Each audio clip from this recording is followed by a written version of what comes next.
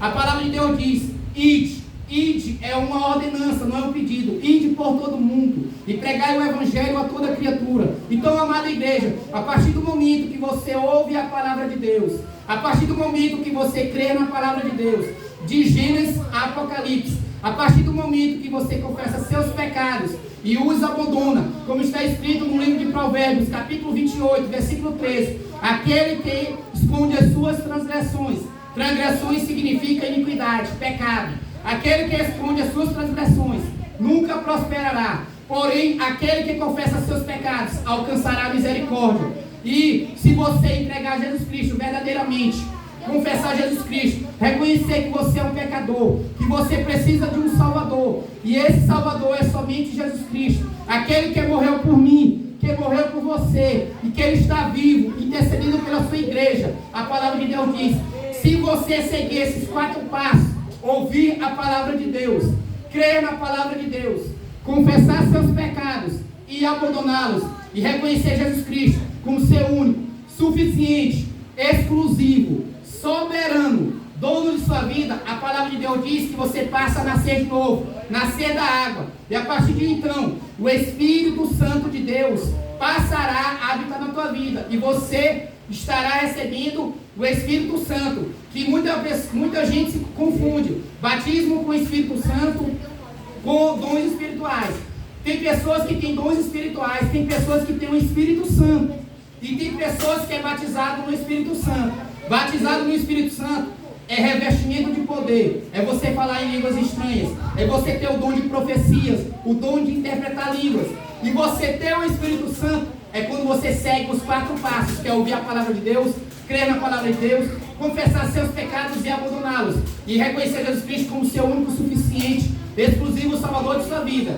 Então, Nicodemos tinha uma dúvida: como é que ele ia nascer de novo no ventre da mãe dele? Como é que uma pessoa de 50, 80 anos vai nascer de novo? E aí Jesus Cristo sabiamente disse: Nicodemos, como é que você é o mestre da lei, é o mestre da sinagoga, conhece a palavra de Deus, de Gênesis a Apocalipse, e não sabe o que é nascer de novo? Mas Nicodemos teve a sabedoria de ouvir o mestre dos mestres, o rei dos reis, o senhor dos senhores, explicar para ele aquilo que ele não entendia. E Jesus disse: nascer de novo é nascer da água. A água significa a palavra de Deus. A palavra de Deus, ela nos purifica de todo o pecado. A palavra de Deus nos transforma. A palavra de Deus transforma o mais vil pecador, a mais vil pecadora, num grande homem de Deus, numa grande mulher de Deus. E a partir de então, quando você nasce para a água, você também passa a receber o Espírito Santo de Deus. Tem muitas pessoas que acham que tem o Espírito Santo de Deus, mas para você receber o Espírito Santo de Deus, se faz necessário você nascer de novo, nascer da água e do Espírito, e nascer para Jesus Cristo, o autor e consumador da fé. Então, meus amados, seguir a Jesus Cristo não é fácil. A palavra de Deus diz que muitas são as aflições do justo, mas Deus as livrará de todas. Se eu disser a vocês que eu não passo por perseguições, eu estarei mentindo. Todos nós, salvos em Cristo Jesus, nós padecemos, nós sofremos. Não somente nós, Jesus Cristo sofreu o maior sofrimento de toda a humanidade.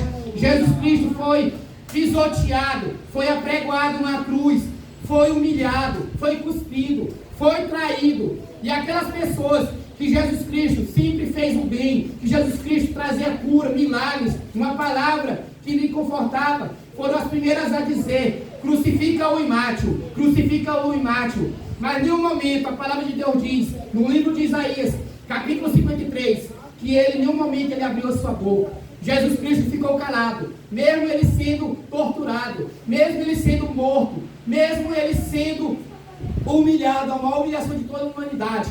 Mas ele preferiu cumprir a profecia do profeta Isaías, que é cumprir a vontade do Pai. Deus, como está escrito no textuário da palavra de Deus, João 3,16, porque Deus amou o mundo de uma tal maneira que deu o seu Filho unigênito para todo aquele que nele crê, não pereça, mas tenha vida eterna. Então Jesus Cristo preferiu morrer por cada um de nós, porque se ele não morresse, nós não estaríamos aqui. Jesus Cristo, a palavra de Deus diz que Jesus Cristo é 100% homem, é 100% Deus. A palavra de Deus diz que Jesus Cristo é o Pai, é o Filho, é o Espírito Santo. Jesus Cristo, sendo 100% homem, 100% Deus, ele poderia dizer: não, eu não vou morrer, eu não vou me humilhar, eu não vou ficar me humilhando por pessoas mais, por pessoas que me traíram. Mas Jesus Cristo, ele mostrou o maior gesto de humildade em toda a humanidade, o maior amor que existe em toda a humanidade.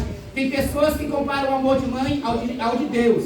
É parecido, mas chega longe, porque o amor de Deus, ele é infinito. O amor de Deus nunca vai acabar. Eu já vi vários amor de mãe acabar. Mães que tiraram a vida dos seus próprios filhos, mães que abandonaram seus filhos e não se arrependeram. Mas o nosso Deus, ele não nos abandona. A palavra de Deus diz que pode até uma mãe esquecer de seu filho recém-nascido, mas o nosso Deus não esquece. Talvez você diga: Deus não ouve as minhas orações, Deus não gosta de mim, Deus não me ama, Deus não fala mais comigo. Eu quero dizer a você que até no silêncio Deus está trabalhando em prol da tua vida. Então, creia, espere e confie no Senhor Jesus Cristo, porque a palavra de Deus diz que as bênçãos são para o povo de Deus. Deus, ele nos ama de uma forma incondicional. A palavra de Deus diz que a vontade de Deus é que todos fossem salvos, mas infelizmente nem todos serão salvos.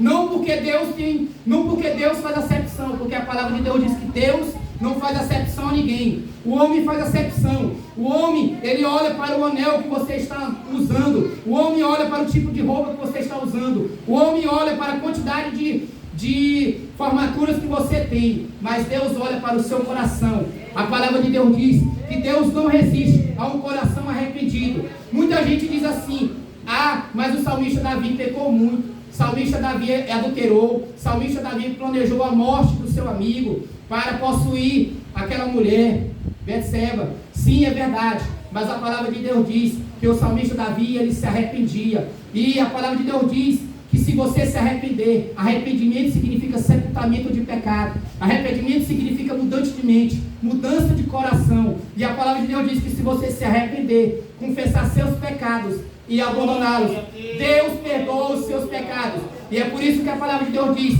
que o salmista Davi é segundo o coração de Deus, porque o salmista Davi, ele no momento mais difícil de sua vida, foi onde ele escreveu a maior parte dos salmos da Bíblia Sagrada. O salmista Davi, no momento do deserto, no momento de tristeza, no momento de solidão, ele era usado por Deus para escrever os salmos de Davi. E a palavra de Deus diz que Davi, ele era um homem segundo o coração de Deus. Ele dizia que não merecia a misericórdia de Deus, que ele era um homem que não merecia perdão, porque ele tinha cometido vários pecados. Mas eu quero dizer a você, meu amado, minha amada, que Jesus Cristo não olha para a quantidade dos seus pecados. Jesus Cristo olha para o arrependimento genuíno do seu coração. Deus, ele apaga, ele joga no mar do esquecimento todas as nossas transgressões, todos os nossos pecados. O inimigo de nossas vidas tenta ainda nos acusar. Talvez você diga: há 20 anos eu deixei o álcool, eu deixei a bebida, eu deixei a prostituição, mas mesmo assim as pessoas ainda querem me acusar. Eu quero dizer a você: entrega a sua vida a Jesus Cristo. Deus, ele te ama. Deus não vai te acusar. As pessoas querem lhe acusar, porque o inimigo de nossas almas, a palavra de Deus diz que ele veio senão para matar, roubar e a destruir. Mas o nosso Deus, ele veio para dar vida, e vida em abundância.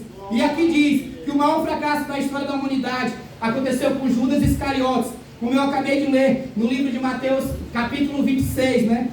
Ao longo da história, uma pleiade de homens ilustres engrossaram as fileiras dos fracassados, renderam-se ao pecado, entregaram-se à volúpia e os vícios desregrados, macularam seus nomes com a maldade, curcuparam suas vidas, enlamearam e deixaram de ser heróis, guardiões da virtude, para serem protagonistas das desgraças. Sujaram seus nomes de tal forma que são sempre lembrados com desprezo. Exemplo: Nero, Hitler, Mussolini e etc. E Judas Iscariotes. Aqui diz: Judas Iscariotes perdeu a maior oportunidade. As oportunidades passam pelas nossas vidas e às vezes jamais voltam. É loucura desperdiçá-las. Judas teve grandes oportunidades. A maior oportunidade foi andar com Jesus, foi ser ensinado por Jesus, foi ser doutrinado por Jesus, mas ele não creu na salvação. Talvez você diga: Ah, eu não gosto do meu pastor, eu não gosto da esposa do pastor, eu não gosto dos irmãos da igreja. Meus amados irmãos, não se espere em homens, se espere em Jesus Cristo, porque a igreja física, a igreja aqui na terra, sempre vai ter erros, sempre vai ter dificuldades e pecados, porque nós vivemos num hospital espiritual. A igreja aqui é um hospital espiritual. O apóstolo Paulo sabiamente diz: sede meus imitadores, como eu sou de Cristo. O apóstolo Paulo nos ensina que nós devemos imitar Cristo Jesus, porque Cristo Jesus nunca vai nos decepcionar.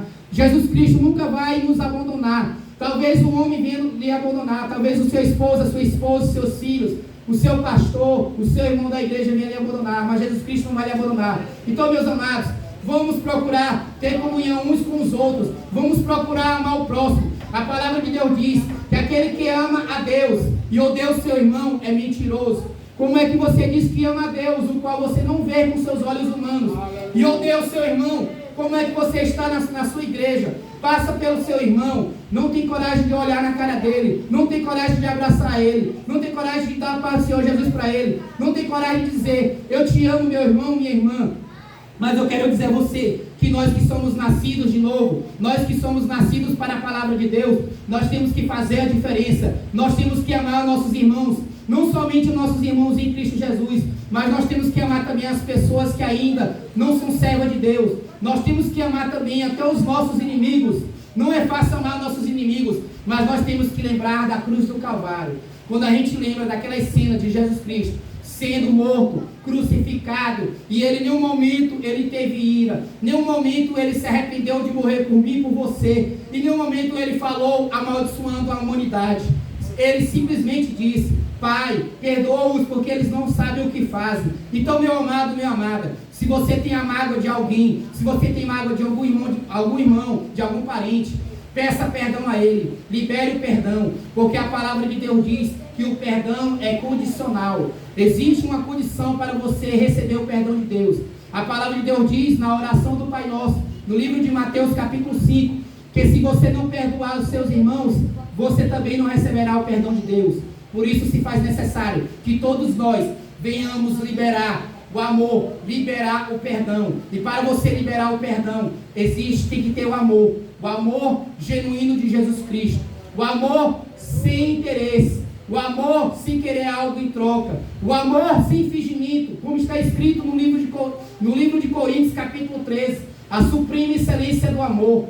Você pode pregar a palavra de Deus maravilhosamente, você pode louvar, glória a Deus, aleluia, você pode evangelizar, você pode pregar a palavra de Deus, você pode orar na pessoa e aquela pessoa ser curada, você pode orar naquela pessoa e expulsar demônios, mas se você não tiver amor, não vai adiantar nada. Você pode ser poliglota como o apóstolo Paulo, você pode ser um grande homem de Deus, um pregador da palavra de Deus como o apóstolo Paulo, você pode pregar maravilhosamente como o presbítero irmão Francisco das Chaves, como o pastor Freitas, mas se você não tiver amor, não vai adiantar nada. Infelizmente, tem muitas pessoas que pregam a palavra de Deus, mas não vivem o que prega. Nós temos que viver o que pregamos, e nós temos que pregar o que vivemos. Nós temos que pregar o amor, nós temos que pregar a salvação, nós temos que pregar o arrependimento e o perdão.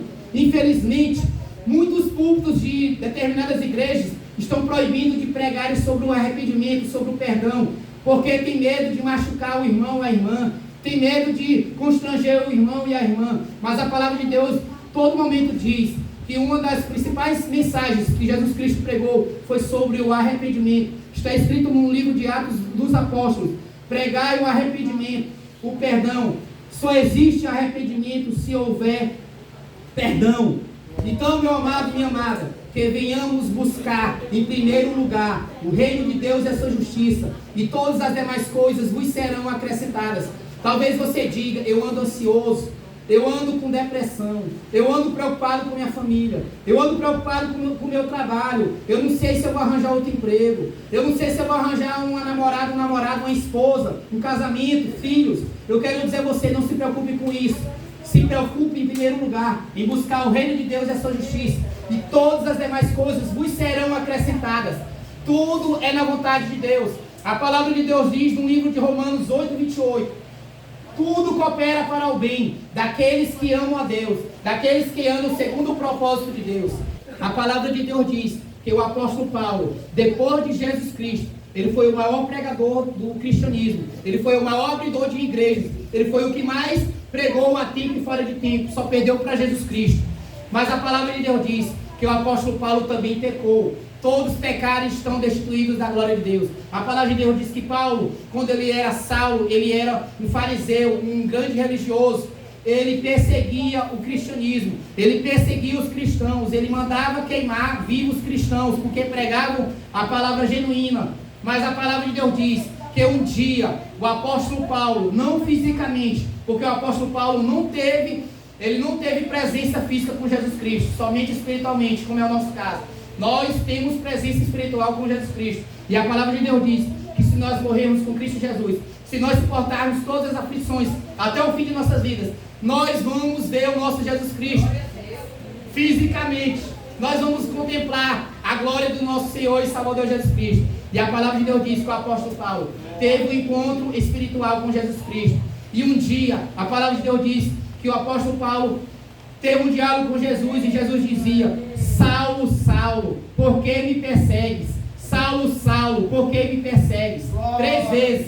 E desde esse dia, a palavra de Deus diz que Deus escolheu aquele que ninguém dava nada, aquele que as pessoas tinham raiva dele porque ele perseguia os cristãos, aquele que ninguém acreditava no que ele dizia, no que ele pregava. E a palavra de Deus diz que Deus olhou e disse: esse daí que eu vou usar para pregar a minha palavra, para ser o maior pregador depois do meu filho Jesus Cristo. E Deus escolheu aquele que ninguém dá nada. A palavra de Deus diz que Deus não olha para a roupa sua, Deus não olha para a sua capacidade intelectual, Ele olha para o seu coração arrependido, Ele olha para o seu coração sincero. Então talvez você diga: eu tenho vontade de pregar a palavra de Deus, mas eu não tenho eloquência, eu não tenho formatura, eu não tenho formação acadêmica, eu nunca vou ser aceito na igreja, eu nunca vou ser separado para pregar a palavra de Deus, porque eu não sou formado, eu não tenho teologia. Mas eu quero dizer a você que Deus usa quem Ele quer, onde Ele quer, a hora que Ele quer. Deus, Ele escolheu as coisas vios deste mundo para confundir as coisas sábias. Deus, Ele prefere usar aquele que ninguém dá nada, um mendigo, uma prostituta, para fazer o ID do Senhor Jesus. Então, meu querido, minha querida, só precisa que você venha buscar compromisso com Deus, que você venha examinar as Escrituras Sagradas, venha meditar na palavra de Deus de dia e de noite, como está escrito no Salmo de número 1. Bem-aventurado é o varão que não anda segundo o conselho dos ímpios, nem se assenta na mesa dos escarnecedores, mas tem um prazer na lei do Senhor, e nela medita de dia e de noite. Então, meu amado, busque a palavra de Deus, medite na palavra de Deus, ame a palavra de Deus. Eu congreguei 5 anos lá no Campo Bandeirantes e fui aluno da missionária irmã Raimunda Alves. E ela mais dizer para mim: irmão Raí, coma a palavra de Deus, leia a palavra de Deus, estude a palavra de Deus, examine as Sagradas Escrituras. Não se deixe ser enganado pelos homens. Estude a palavra de Deus. Mesmo que tenha um homem intelectual, um pregador nato, conhecido mundialmente, pregando a palavra de Deus, medite na sua Bíblia, leia a palavra de Deus, examine as Escrituras, peça discernimento a Deus para ver se aquele pregador está falando com o Espírito Santo, porque muitos têm falado coisas carnais, e a palavra de Deus, ela não é carnal, ela é espiritual. Então, meus amados, o maior fracasso da humanidade foi Judas Iscariotes, porque ele teve a maior oportunidade de sua vida de andar com Jesus Cristo. Ele andou por 3 anos fisicamente, foi doutrinado por Jesus Cristo, foi discípulo de Jesus Cristo, mas ele escolheu não servir a Deus, ele não creu na salvação, ele não creu no Deus que ele servia. E a palavra de Deus diz que ele o traiu, e ele em nenhum momento ele se arrependeu. Judas Iscariotes foi condenado, e ele está condenado eternamente para o inferno. Não foi porque ele traiu Jesus, foi porque em nenhum momento ele mostrou arrependimento. A palavra de Deus diz que Judas Iscariotes teve remorso. Tem muitas pessoas que pecam, continuam pecando, vai lá na frente, pede ao pastor para fazer uma oração: pastor, ore por mim, porque eu estou arrependido, e no outro dia está pecando. Um exemplo que Deus perdoa nossos pecados é da prostituta, que ele diz: cadê aqueles que te condenaram? Aquele que não tiver nenhum pecado, que atire a primeira pedra. Não sobrou ninguém, só a prostituta e Jesus Cristo. E Jesus Cristo olhou para a prostituta e disse: filha, vá e não peques mais. Então existe uma condição para Deus perdoar os nossos pecados. É que a gente confesse os nossos pecados e que a gente venha abandoná-lo. Talvez você diga, não, mas eu vou continuar pecando. Todos nós somos sujeitos a pecar. Mas a palavra de Deus diz que nós temos que fugir da aparência do mal. Então que venhamos buscar estar firme na palavra de Deus.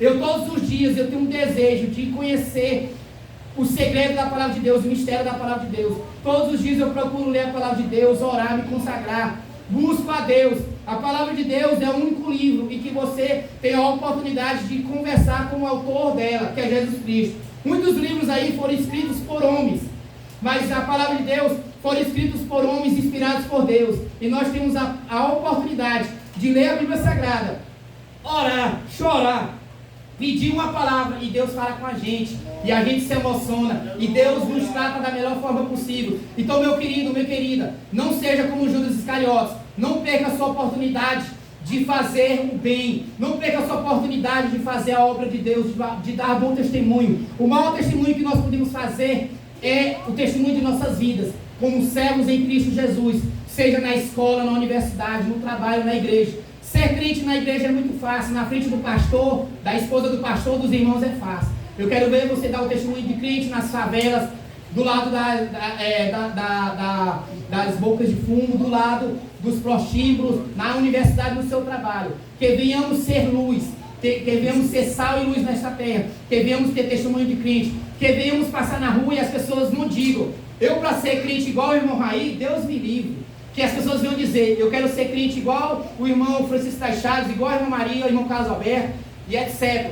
Que venhamos ter testemunho de servo de Deus. Então, meus amados, Judas Iscariotes perdeu a sua salvação, porque ele não se arrependeu, ele teve remorso, devolveu as moedas, mas ele quis justificar o seu pecado tirando a própria vida, e ele perdeu a sua salvação. Se Judas Iscariotes tivesse traído Jesus e tivesse perdido perdão a Jesus Cristo, tivesse se arrependido verdadeiramente, ele teria sido salvo. Eu agradeço por esta rica oportunidade. Eu quero dizer a vocês que eu estou muito feliz que Deus